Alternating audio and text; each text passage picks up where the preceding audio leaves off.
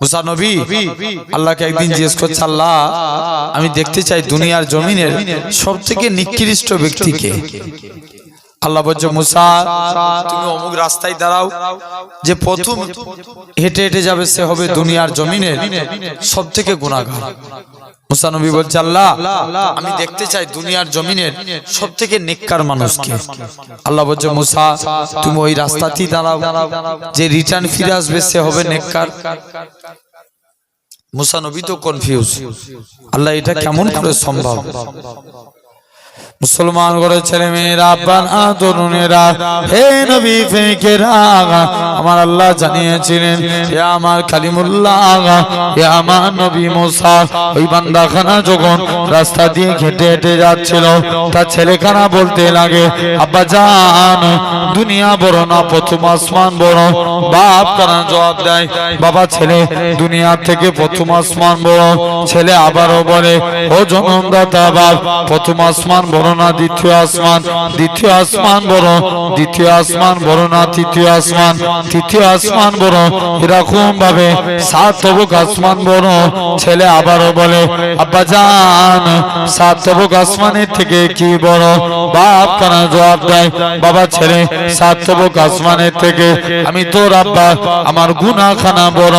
ছেলে আবারও বলে, ও জনমদাতা বাপ, আপনার গুনাহ থেকে কি বড়? বাপ কানা জবাব দেয়, বাবা ছেলে আমার গুনাহ থেকে আমার আল্লাহ পাকের দয়া, আল্লাহর রহমত খানা বড়। হে নওজোয়ান যুবকেরা, আমার আল্লাহ জানিয়েছিলেন, হে আমার কালিমুল্লাহ, হে আমার নবী মুসা, আমি আল্লাহ পাক তার এতটুকু কথাকে কবুল করে নিয়েছি। আমি আল্লাহ কবুল করে নিয়ে আমার বান্দাটার জীবনের পাখার পাখার গুনাহটাকে আমি আল্লাহ ক্ষমা করে দিয়েছি। তাহলে নাম্বার 1 ভাবেন, 1 নাম্বার আল্লাহকে। যুবক মহিলা নিয়ে চলে গেছে কোথায়? বাড়িতে। মহিলাটা যুবকটাকে আকারি করে ধরেছে। যুবকটা মনে মনে করছে, আল্লাহর কোরআনের আয়াত পড়ছে, ওয়ালিমান খাফা মাকাম রাব্বিহি জান্নাতান, যারা আল্লাহকে ভয় করে আল্লাহ তাদের কবরে কটা জান্নাত দেয়? এই একটু আগে বললাম, বলেন 2টা। এখন এই আল্লাহকে ভয় করবো কেমন করে? এটার জন্যই তাকওয়া অবলম্বন করা দরকার। কি অবলম্বন? তাকওয়া। আল্লাহ পাক কুরআন পাকের মধ্যে বলছেন, আলা ইন্না আউলিয়া আল্লাহি লা খাউফুন আলাইহিম ওয়া লা হুম ইয়াহজানুন। এখানে খাউফ মানে কি করা? কথা বলেন, ভয় করা। মানে আল্লাহর ওলিরা দুনিয়ার কোনো মানুষকে ভয় করে না, একমাত্র আল্লাহ ছাড়া। জোরে বলবে না? এখানে খাউফ মানে কি করা? ভয় করা। আবার আল্লাহ কোরআনে বলছেন, ইয়া আইয়ুহাল্লাযীনা আমানুত্তাকুল্লাহ, হে বিশ্বাসী বান্দারা তোমরা আমি আল্লাহ আমাকে ভয় করো। তাকুল্লাহ মানে, তাকুল্লাহ শব্দটি তাকওয়া মানে আল্লাহকে ভয় করা। খাউফ মানে শুধু ভয় করা। তাই শুনছেন বাপেরা, এটা অনলি ফর মুরব্বীদের ওয়াজ। খাউফ মানে শুধু ভয় করা, আর তাকওয়া মানে আল্লাহকে ভয় করে গুনাহ থেকে দূরে থাকা। কাকে ভয় করে? আল্লাহকে ভয় করে। আর যুবক মহিলা দেখছে আলামত ভালো নয়, যুবক তাড়াতাড়ি করে মহিলাটা যুবকটাকে জড়িয়ে ধরেছে। যুবকের মনে পড়ে যে আল্লাহর কোরআনের আয়াত, ওয়ালিমান খাফা মাকাম রাব্বিহি জান্নাতান। যুবক আল্লাহর ভয়ে বেহুশ হয়ে গেলেন। শুনছেন? মহিলা দেখছে আলামত ভালো নয়, বাড়ির বাইরে বার করে দিয়েছে।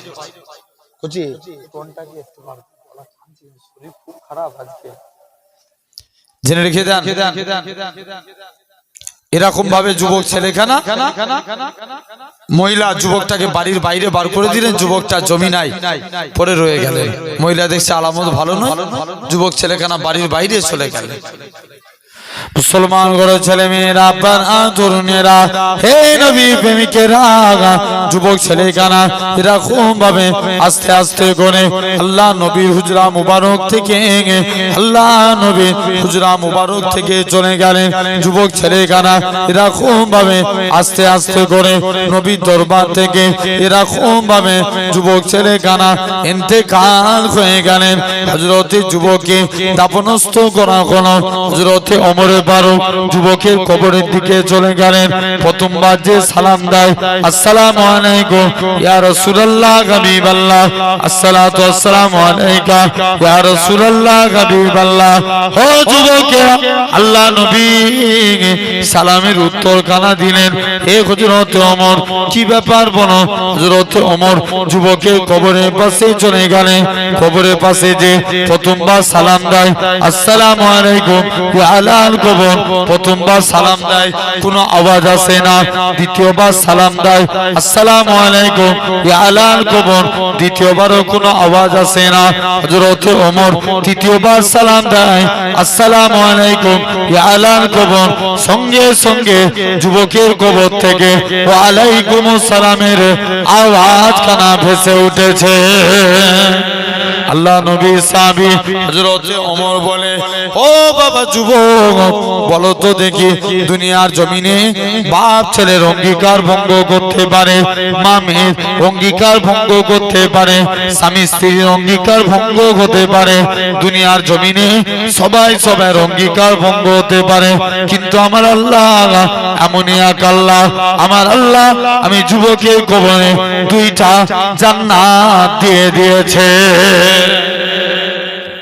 কটা জান্নাত জোরে বলো দুইটা তাহলে এটা হলো আটটা আমার যুবক আল্লাহকে ভয় করে গুনাহ থেকে দূরে থাকলো তাহলে আটটাকে আমাকেও তাকওয়া অবলম্বন করা লাগবে আচ্ছা বলেন তো বাপ রাস্তার ধারে দেখবেন অনেক বিরিয়ানির দোকান পাওয়া যায় আটটা দেখে না এই কি বলে পাকা পলে আছে না নাই বিরিয়ানির দোকান না পলের হাটে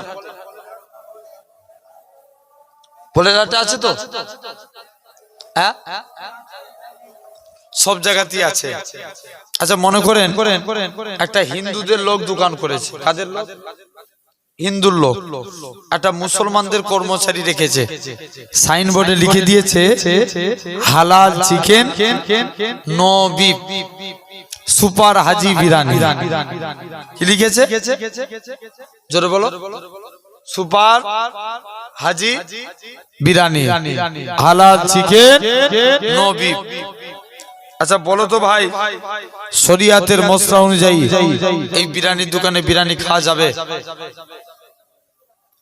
একটা হিন্দু লোকের দোকান মুসলমানদের কর্মচারী লিখে আর লিখে দিয়েছে বলো ওই বিরিয়ানি দোকানে বিরিয়ানি খাওয়া যাবে কথা বলে না কেন যাবে না হ্যাঁ শরিয়াতের মশলা অনুযায়ী খাওয়া যাবে কিন্তু তাকওয়াতার ক্ষেত্রে চলবে যারা তাকওয়া অবলম্বন করবে এরা মনে মনে নিয়ত করবে আল্লাহ যে মুরগিটা জবাই করছে এই ঠিকভাবে হালাল করেছে কিনা কারণ এখন তো অনেকে দোয়া জানে না 786 বলে মুরগি জবাই করে কত জোরে বলো আচ্ছা 786 কে বিসমিল্লাহ বলা যাবে 786 যদি আপনাদের যারা বলে বিসমিল্লাহ তাহলে 786 বলে যদি কেউ নামাজ পড়ে আল্লাহু আকবার না বলে নিয়ত করছে 786 আপনার আল্লাহু আকবারের নকশা ধরেন 420 কেউ নিয়ত করছে 420 আউযুবিল্লাহ পড়ছে 624 বিসমিল্লাহ পড়ছে 786 সূরা ফাতিহা পড়ছে 1832 যে কোনো একটা সূরা পড়ছে 1113 লাস্টে গেলে সালাম ফিরাচ্ছে 320 নামাজ হবে জোর করে বলো তাহলে এই নামাজ এত সহজ জিনিস না এই তাকওয়া আলাদা ব্যাপার তাকওয়া যারা অবলম্বন করেছে দেখেন এক একজন আল্লাহর ওলি হয়ে কবরে গেছে জোরে বলো না আরেকটু জোরে হয় না দিল্লি জমিনে দিল্লির এক বাদশা ছিলেন যার নাম ছিল বাদশা আলমগীর কি নাম বললাম বাদশাহ আলমগীর তিনি একদিন কুরআন পড়ছেন, কুরআন পড়তে পড়তে তিনি বলছেন আল্লাহ ইন্না আউলিয়াল্লাহি লা ইয়ামুত, আল্লাহর ওলি বান্দা যারা এরা মরে না, মরেও এরা জিন্দা। জোরে বলবে না, মরেও কি জিন্দা, আল্লাহর ওলি মরে যায়। এই দেখেন না প্রমাণ, দাদা হুজুরের রুহানি ফায়েজ 21, 22, 23 এই 3 দিন ইসালে সওয়াবে লক্ষ লক্ষ মানুষের সমাগম। এবং কালকে এমন পরিস্থিতি পা ফেলার জায়গা পায় না মানুষ, এত চাপ। আপনারা জান না কত চাপ ছিল, জেনে রেখে দেন। তাহলে আল্লাহর ওলিদের এখন বাদশাহ আলমগীর এটা আল্লাহর ওলিদের দরবারে যাবেন, জীবিত থাকা অবস্থায় গেলে যা আপনি ফায়েজ পেতেন ইন্তেকালে পড়ে যাবেন আরো বেশি ফায়েজ পাবেন। জোরে বলে যুবক ছেলেখানা বাদশাহ আলমগীর কুরআন পড়তে পড়তে তিনি একদিন পড়ছে আলা ইন্না আউলিয়াল্লাহি লা ইয়ামুত, আল্লাহর ওলি বান্দা যারা হয় এরা মরে না, মরেও এরা জিন্দা। জোরে বলো না, মরেও কি জিন্দা। তিনি কুরআন পড়ছে, বলছে চলো আজকে দিল্লির জমিনে খুব খেয়াল করে শুনবেন, প্রতিটা কবরস্থানে যাব আমি, আজকে প্রতিটা কবরস্থানে যে সালাম দেব, যদি উত্তর পাই জানবে এটা আল্লাহর ওলির কবর, উত্তর না পেলে জানবে এটা আল্লাহর ওলির কবর নয়, তার কবর ভেঙে দেব। মুসলমান ঘরের ছেলে মেয়েরা, আব্বানা তরুণেরা, হে নবী প্রেমিকেরা, বাদশাহ আলমগীর কি করলেন, আস্তে আস্তে করে দিল্লি জমিনে প্রতিটা কবরস্থানে, একটা কবরস্থানে সৈন্যদের রেডি করে নিয়ে একটা কবরস্থানের দিকে এগিয়ে গিয়ে চলে গেলেন। বাদশাহ আলমগীর কি করলো, কবরস্থানে যে প্রথমবার সালাম দেয় আসসালামু আলাইকুম ইয়া আলাল কবর, কবর থেকে কোনো আওয়াজ আসে না। দ্বিতীয়বার সালাম দেয় আসসালামু আলাইকুম ইয়া আলাল কবর, দ্বিতীয়বারও কোনো আওয়াজ আসে না। বাদশাহ আলমগীর তৃতীয়বার সালাম দেয় আসসালামু আলাইকুম ইয়া আলাল কবর, সঙ্গে সঙ্গে যুবকের কবর থেকে ওয়া আলাইকুমুস সালামের আওয়াজ কানা ভেসে উঠেছে। হে নওজোয়ান যুবকেরা, শুধু তাই নয়, বাদশাহ আলমগীর বলতে লাগে চলো চলো চলো, এরকম ভাবে আজকের দিনেতে আমি আরেকবার যাব কবর, আরেকটা কবরস্থানে গেলেন, 3 বার সালাম দিলেন, কোনো আওয়াজ পেল না। বলতে লাগে এটা কোনো আল্লাহর ওলির কবর হতে পারে না, এই সব কবরস্থানের কবরগুলো ভেঙে দাও। এরকম ভাবে অবশেষে লাস্টে গেলে দিল্লি জমিনে খাজা গরিবে নওয়াজ আজমিরি রহমাতুল্লাহ আলাইহি কবরে চলে গেলেন। প্রথমবার সালাম দেয় আসসালামু আলাইকুম ইয়া আউলিয়াল্লাহ, প্রথমবার সালাম দেয় খাজা গরিবে নওয়াজের কবর থেকে কোনো সালামের আওয়াজ আসে না। বাদশাহ আলমগীর বলে এ আমার সৈন্যরা, আমি আরেকবার সালাম দেব, যদি উত্তর না পাই তোমরা রেডি হয়ে যাও, খাজা গরিবে নওয়াজের কবর খানা ভেঙে দেব। দ্বিতীয়বার সালাম দেয় আসসালামু আলাইকুম ইয়া আউলিয়াল্লাহ, দ্বিতীয়বারও সালাম দিলেন, খাজা হুজুরের কবর থেকে কোনো আওয়াজ আসে না। তৃতীয়বার সালাম দেয় আসসালামু আলাইকুম ইয়া আউলিয়াল্লাহ, সঙ্গে সঙ্গে খাজা হুজুরের কবর থেকে ওয়া আলাইকুমুস সালামের আওয়াজ কানা ভেসে উঠেছে। হে যুবকেরা, আল্লাহ পাকের ওলি হযরত খাজা গরিবে নওয়াজ বলে ও বাবা দিল্লি জমিনে বাদশা, বাবা বলো তো দেখি কি কারণে তোমাকে আমি যখন প্রথমবার সালাম দিলাম। বাদশা আলমগীর বলে হুজুর আমি যখন প্রথমবার সালাম দিলাম কোনো আওয়াজ আসলো না, দ্বিতীয়বার সালাম দিলাম কোনো আওয়াজ আসলো না। বাদশা আলমগীরকে দিল্লি জমিনে বাদশা খাজা গরিবে নওয়াজ বলে বাবা বাদশা আলমগীর, তুমি আমায় যখন প্রথমবার সালাম দিলে আমি রুহানি হালতে মদিনা শরীফে আমার রাসূলুল্লাহর মাজার আকদাসের কাছে ছিলাম। যখন তুমি আমাকে দ্বিতীয়বার সালাম দিলে আমি মদিনা শরীফ থেকে আল্লাহ নবী দরবার থেকে আজমিরের দিকে চলে আসলাম। যখন তুমি আমাকে তৃতীয়বার সালাম দিলে রুহানি হালতে আমি আজমিরের জমিনে এসে আপনার কবর থেকে আপন কবর থেকে আপনার সালামের জবাব কানা দিয়ে দিয়েছে। তাহলে ভাবো ভাইরা, তাহলে এই ছিল হাক্কানি আল্লাহর ওলি। একবার দরুদ পড়েন তো আল্লাহুম্মা। এই সাদা গলা খামছে কেন? তো পুরো গলা বসিয়ে দিচ্ছে। তুই এইখানে আগে তার ঠিক কর, গলা থেকে একটু সরু করে দে, একটু ভাসতে দে। আমার ভাইরা, তাহলে ভাবেন আজ এই জায়গায় বেশি হয়ে গেল। আজ এই জায়গায় আপনি আমি চিন্তা করে দেখব, আল্লাহ আমাদের কবুল করে নেন। তাহলে হাক্কানি আল্লাহর ওলি ইনাদের অনুসরণ করব, বলি ইনশাআল্লাহ। আচ্ছা, বড় পীর আব্দুল কাদের জিলানী হোক না না হোক, জোর করে বলো। হক পীর ছিলেন না? দেখেন তাকে অবলম্বন করেছে, 15টা দিন নবীর জন্য কেঁদেছে, না খা না দা অবস্থায়। শুধু একটু ধৈর্যের পরিচয় দেন বাপ। আমি একটা একটা করে আপনাদের কাছে আলোচনা করে যাই। তাহলে আমরা তাকুয়া অবলম্বন করব।